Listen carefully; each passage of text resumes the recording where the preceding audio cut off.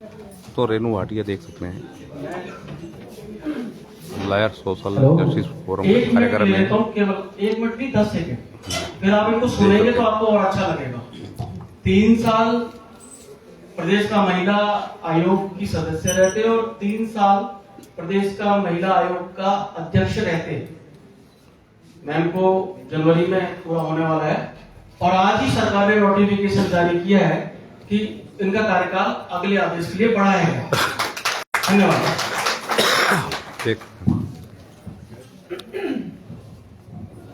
बहुत ही आदर और सम्मान के योग्य आज के इस कार्यक्रम के निर्माता भाई खडाना जी, इस कार्यक्रम की अध्यक्षता कर रहे, संचालन कर रहे MP सिंह जी, रघुवंशी भाई, मंच पर आसीन हमारी वाइस प्रेसिडेंट सना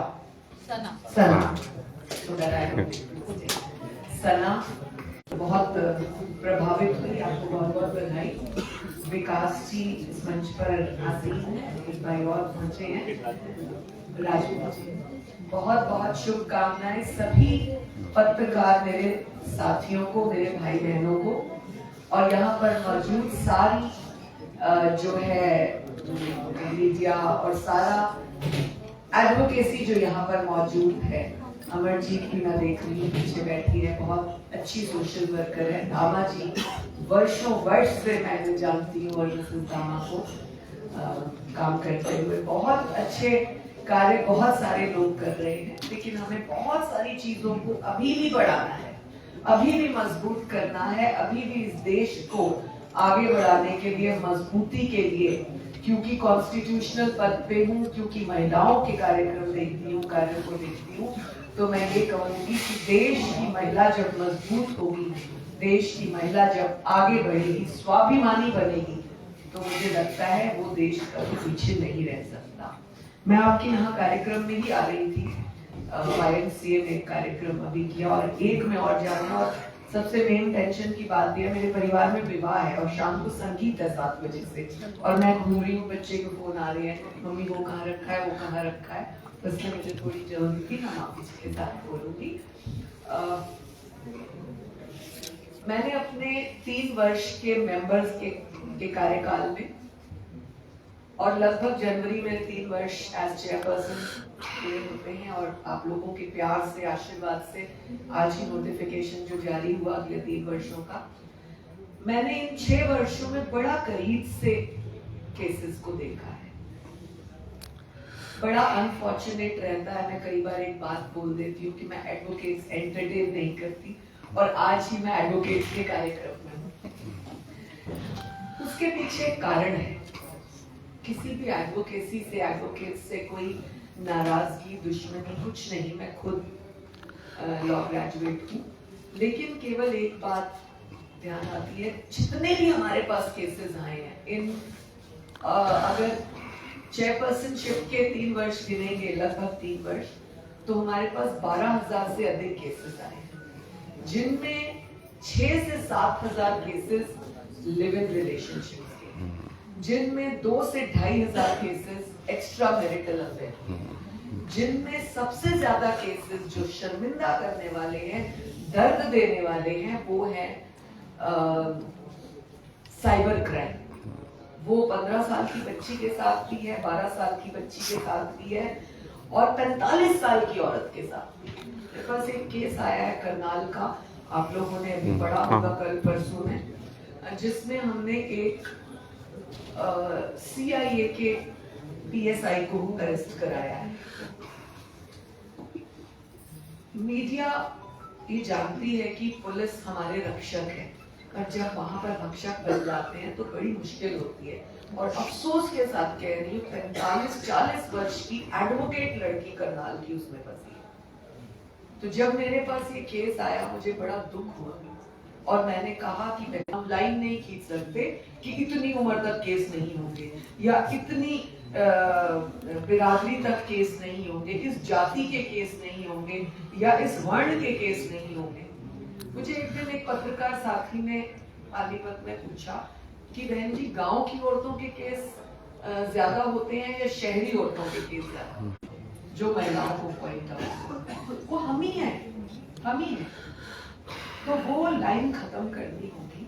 तो हमने उसमें उत्तर दिया उस पत्रकार साथी को कि मैक्सिमम केसेस जितने लिव इन रिलेशनशिप के हैं वो सब ग्रामीण महिलाएं, उपला खापने वाली गाय का दुष्कर्म दादा ने, तो वो कहाँ रही? मर्यादा, कपड़ा, ड्रेसिंग सेंस, आजादी की बात, शहरी लड़की, गांव की लड़की कहाँ रही?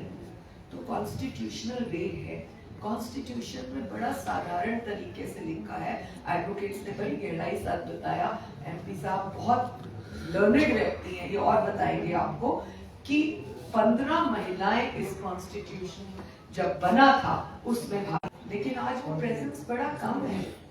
आज उसी कॉन्स्टिट्यूशन को मिटाने के लिए, दबाने के लिए, बरगलाने के लिए, हटाने के लिए, मिसगाइड करने के लिए महिलाओं का प्रयोग कई बार करते हैं। ये बहुत दुखदाई होता है। पिछले दिनों में एक बहुत फेमस केस आपने देखा जिसमें एसपी का डीएसपी के लिए 8 महिला पुलिस कर्मचारियों की बलि हम क्यों चढ़ा रहे हैं? क्या वो महिलाएं नहीं? क्या उन्होंने अपने घर से निकलकर शिक्षा ग्रहण नहीं की, काम करने नहीं निकली, पढ़ाई करने नहीं निकली? मीडिया की मेरी बहन बेटियां बैठी हैं, बेटियों से भी छोटी उम्र की हैं। मैं तो एक दादी भी हूँ, नानी भी हूँ।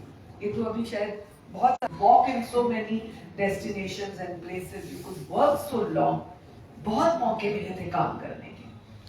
तो तब भी कई लोग ऐसे बोलते हैं बड़ी हीरोइन बनती है मीडिया की।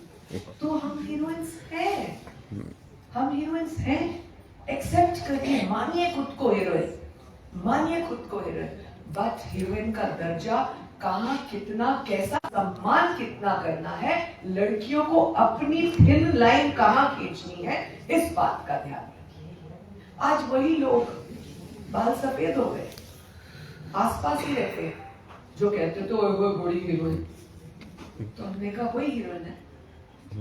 पहले मीडिया करती थी, फिर पॉलिटिक्स में आई, फिर आयोग की अध्यक्षा बनी और शायद आगे अब जो सरकार का दायित्व देती है, जब जब जैसे जैसे देती है। मैं चैलेंज के साथ कहती है, तुम रानी झांसी हो, किस लिए तुम्हें एक माँ का दर्जा दिया गया है? आज की बेटी कल की माँ है। जो बेटी आज खुद करेगी वही कल एक माँ के रूप में अपनी बेटी और बेटे को संरक्षण देगी। बहुत सारे लोगों ने एक प्ली बनाया कि महिलाओं को नहीं पुरुषों को समझाना शुरू कर दीजिए। मैं दावे के साथ कहती हूँ, कोई भी लिव इन में रहने वाली लड़की कभी सुखी नहीं होगी, कभी नहीं। At the end of the day, वो गरीब घर की हो, अमीर घर की हो, कम पढ़ी लिखी हो, ज्यादा पढ़ी लिखी हो, उसका जब टेंशन आता है तो उसका 2 स्थानों पर आगमन होता है। पहला महिला थाना, 1 करोड़ में 2 या 3, 1 लाख में 1 भी नहीं, करोड़ में 2 या 3। पत्नी को कोई तलाक नहीं देता है। पत्नी तो चाहिए, रोटी बनानी है, कपड़े धोने हैं, बर्तन साफ करने हैं, बच्चे पैदा करने हैं, उनका ध्यान रखना है, लेकिन सहेली चाहिए। क्यों हम बने वो सहेली? मैं लड़कियों को कहती हूँ, कितनी भी टेंशन हो, अपने दर्द को अपने अंदर मारकर स्ट्रॉन्ग बनो। रमेश बाबू का कंधा मत ढूंढो, कोई रमेश बाबू चुटकी भर सिंदूर की कीमत नहीं जानता, नहीं जानता। जिस भी रमेश बाबू को आप ढूंढेंगे, साथ ही अपने अंदर सोचिए यार, अपने आसपास ढूंढिए, अपनी कलीग्स को देखिए किसी भी फील्ड के। जब आप थोड़ा सा बताएंगे ना, आज यार तू बड़ी ऑफ सी लग रही है, हाँ यार आज हस्बैंड ने बहुत टेंशन कर दी। अच्छा, बस मिल गया मौका उस आदमी को, इसका हस्बैंड टेंशन करता है। अरे नहीं यार, मुझे बताओ मन की बात, क्या हो गया? कुछ नहीं यार, ऐसा कुछ नहीं, हमें यार दोस्त किस लिए होते हैं? वो दोस्त रमेश बाबू बन जाता है। वही दोस्त, वो कभी फायदा नहीं देता। मेरे पास तो यकीन मानिए, इन 3 वर्षों में कोई ऐसा केस नहीं आया जिसमें रमेश बाबू सीने से लगा के रखने वाला हो। नहीं, मिसयूज करने वाले रमेश बाबू आए हैं। हर लड़की बाद में रोती है 376 लगा, हर लड़की कैसे लगा दे 376, ये वकीलों से पूछिए हिसाब से कैसे लगाए और क्यों लगाए। एक दिन रेप होता है, 2 दिन रेप होता है, 4 वर्ष रेप नहीं होता, नहीं होता, प्रैक्टिकल नहीं है unless you are giving them opportunity. And how are you giving them opportunity? You are going with them, you are making relations. OYO में ले गया था, कैंपा में कुछ पिला दिया, कैसे? ओयो में क्या करने गए थे? क्या? क्यों जाए? क्या वो ऐसा स्थान है जहां जाए और कैंपा के रेस्टोरेंट में कैंपा नहीं है, दुकानों पे कैंपा नहीं है, आपके घर कैंपा नहीं आ सकती?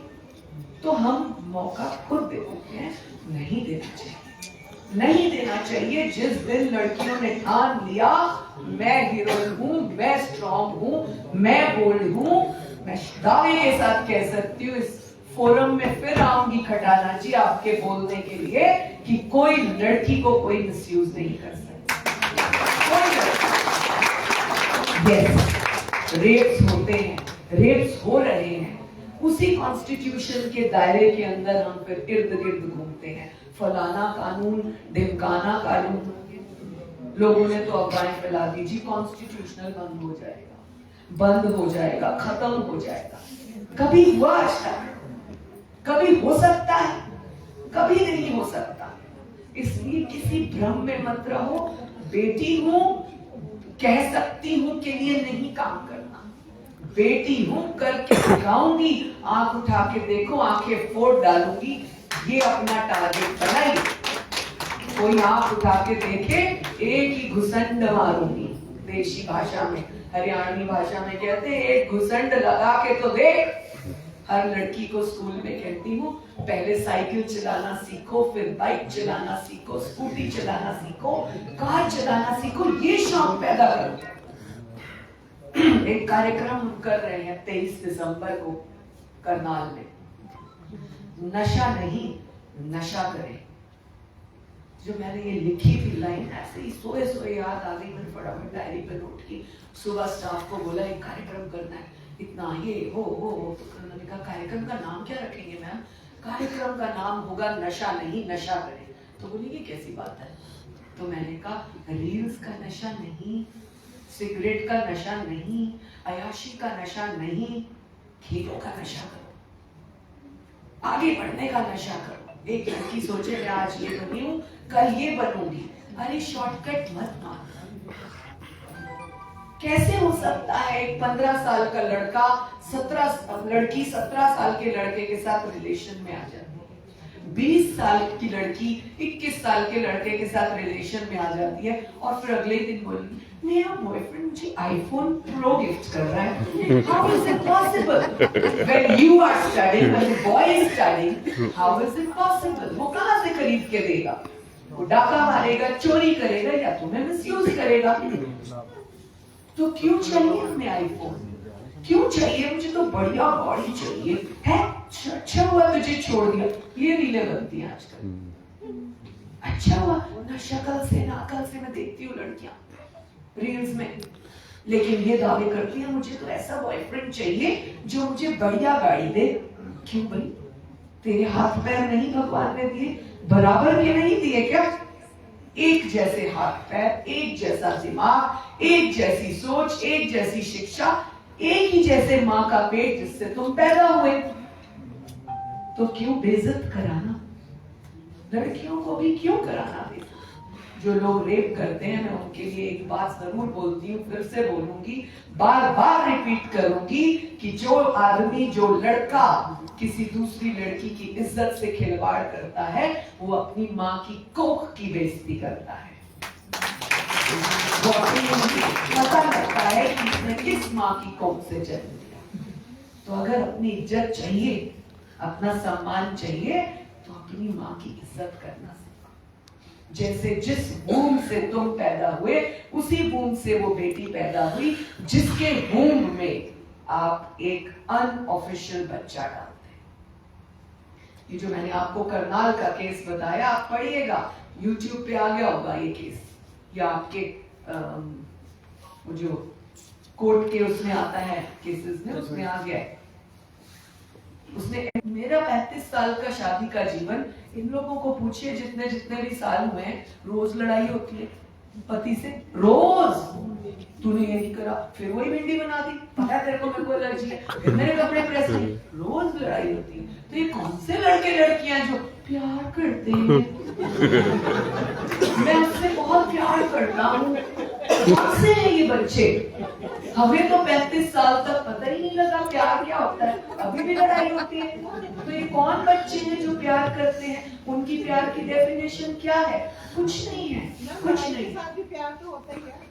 नहीं, उसको निचोड़ को समझिए आप, निचोड़ कि प्यार की परिभाषा क्या है। बड़ा सिंपल, प्यार की परिभाषा उनकी नजरों में है SEX, that's all, जिसमें वो बर्बाद हो जाते हैं, nothing else। दावा जी स्कूलों में जाते हैं, एक बार मुझे भी ले गए थे, बहुत साल हो गए, दोबारा ले जाइए, हम बच्चों को बताएं। हम घूमते हैं, आप ये देखिए, जितने भी आपको रेड लाइटों पे वो बच्चियां मिलेंगी, औरतें मिलेंगी, वो कुछ कुछ ऐसे ऐसे करके उनसे नचवाते हैं, छोटी बच्ची से तार पे चलवाते हैं। अरे पकड़िए ना उन बच्चियों को। ये है RTI, ये है वकीलों का फर्ज, ये है मीडिया का धर्म, ये है सोशल यहाँ पर बैठे हुए NGO वालों का फर्ज। पकड़िए उस लड़की को, उसको स्पोर्ट्स में डाल दीजिए, वो तार पे चलती है, कल हमारी हाई जंप लगाएगी, वर्ल्ड में इंटरनेशनल जंपर बन जाएगी। इतनी पतली तार पे 7 साल की उम्र में चल सकती है। क्या आपके और हमारे मेल कराने से, उसको गाइड करने से, उसको शिक्षा देने से वो नहीं चल सकती? बिल्कुल ठीक है, कल का फोटो है। बिल्कुल। तो क्यों नहीं हम ये वाला काम करें? और मैं मीडिया का बैकग्राउंड रखती हूँ, इसलिए मैं अपनी सारी बेटियों को, बहनों को बोलूंगी, एक एक लड़की का जिम्मा ले लीजिए, एक एक लड़की को अपने जैसा चतुर, चालाक, स्मार्ट बनाइए। चतुर, चालाक, स्मार्ट, नॉट बेईमान, नेवर बेईमान, never. When you will think yourself कि मैं चतुर हूं, चालाक हूं, स्मार्ट हूं, आप बेईमानी करोगे, जरूरत ही नहीं पड़ेगी। आपकी इंटेलिजेंस, ये जो AI आजकल आ गया ना, आर्टिफिशियल इंटेलिजेंस, ये यहां से चलेगी और आप कमाएंगे। कोई एक लड़की, कोई एक लड़का, कोई एक वकील, कोई एक पत्रकार, कोई एक कैमरामैन मुझे बता सकता है, जब आप पहली सीढ़ी पे खड़े होते हैं तो आपको फर्स्ट फ्लोर पे जाने के लिए कितना बड़ा जंप करना पड़ता है, बताइए। क्या आप एक ही जंप से पहली मंजिल पे पहुंचते हैं? Correct. So when you go step by step, those steps will be strong. When you go step by step, nobody can धक्का मारो you. कोई नहीं मार सकता, क्योंकि आपने एक एक कदम कदम बढ़ाए जा, खुशी के गीत गाए जा, रोना धोना खत्म। हमने कांटा लगा दिया रमेश बाबू पे, लगा दो, रोना धोना खत्म करो। कोई 4 दिन से ज्यादा तुम्हारा रोना नहीं सुनेगा। तबीयत का भी, पैसे का भी, गरीबी का भी, प्रॉब्लम का भी कोई नहीं सुनेगा, कोई नहीं सुनेगा। बिलीव मी, मैं अपने एक्सपीरियंस से कह रही हूँ, 54 साल की उम्र के इस एक्सपीरियंस से कह रही हूँ, कोई तुम्हारा रोना नहीं सुनेगा। सब तुम्हें मिसयूज करने को तैयार बैठे होंगे। अपनी जिंदगी को खुद मजबूत करें, बॉयज भी, गर्ल्स भी। मेरे पास जब केसेस आते हैं, लोग कहते हैं यार ये मेन कमीशन कब बनेगा? 90% आदमियों की ये बात होती है, मेन कमीशन कब बनेगा? अब ये वकील बताएंगे आपको मेन कमीशन कब बनेगा। ये जिस दिन वो फेक केसेस दर्ज कराना बंद कर देंगे ना, जिस दिन ये कहना बंद कर देंगे छाती पे हाथ मारा ससुर ने, खुद उसने मेरा ये कपड़ा खींचा, देवर ने ऐसी नजर रखी, उस दिन ये बनेंगे ही नहीं, बनेंगे ही नहीं। बिलीव मी, इसको कहते हैं प्रैक्टिकल लाइफ। और प्रैक्टिकल लाइफ जीना सीखे सभी लोग, ज्यादातर महिलाएं। अरे हमें तो भगवान का इतना आशीर्वाद है, कहते हैं ना औरत की एक रग अधिक होती है, अरे है ना हमारी, उसका यूज करो। नचाना है ना दुनिया को, पति को नहीं, दुनिया को नचाओ, दुनिया को नचाना सीखो। अरे ये तो इसकी उंगलियों में नाचता है। नहीं, हम जमाना नचाना सीखेंगे। वो कैसे कर सकते हैं? जब हम खुद मजबूत और स्ट्रॉन्ग होंगे। रोज सुबह शीशा देखते हैं, हम देखते हैं ना, सारे देखते हैं। झूठ होगा अगर बोलेगा तो मैं तो कभी शीशा ही नहीं देखती या नहीं देखता। जैसे ही सुबह शीशा देखें, पहला काम बोले, हे प्रभु तेरा शुक्रिया मुझे बेटी बनाने के लिए। दूसरा शुक्रिया मुझे बोल्ड एंड ब्यूटीफुल बनाने के लिए। जब आप रोज खुद को ये बात करोगे, मुझे 1 महीने के बाद 40 दिन का चलिया लेते हैं ना मंदिर गुरुद्वारे का, ये 40 दिन बोलकर मेरा नंबर सबके पास है, मुझे आके बताना कि दीदी हमने 40 दिन ये बोला, अब मैं स्ट्रॉन्ग हो गई हूँ। आए तो सही कोई, आई एम देयर। धन्यवाद, बहुत बहुत शुक्रिया, बहुत देख सकते हैं रेनू भाटिया जी की महिला एक्स चेयरपर्सन हरियाणा प्रदेश, और काफ़ी उन्होंने बहुत बातें बहुत बताई। शुक्रिया।